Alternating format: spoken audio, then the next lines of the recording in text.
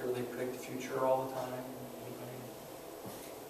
Shoot. So if you were, I'd love to hire you to do my energy models, because then we'd be right all the time, right? It's just not uncommon when you first open a facility, right? You're not up to max capacity yet. So it's usually those kind of variables. Then the next level down you see is the equipment doesn't what energy consumption is for the facility.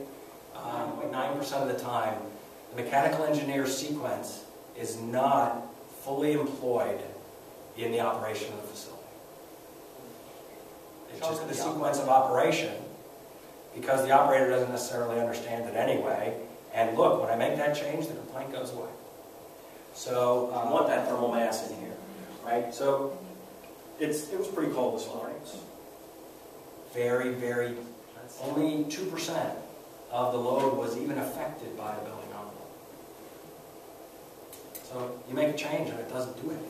You share it, but I will in a couple of weeks. We're actually doing, and that's readily quantifiable. You're going to get a much tighter, much more. And the reason that LEED doesn't allow you to claim credit for air filtration reduction isn't because it's not important.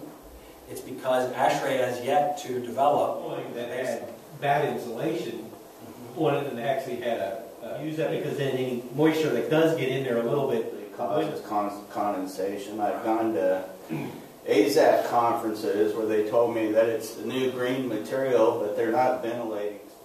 right? So it either has to be able to dry to the outside if it gets moist, or it has to be able to dry to the inside. And too often what happens is private systems now have the water system that it drains out the bottom.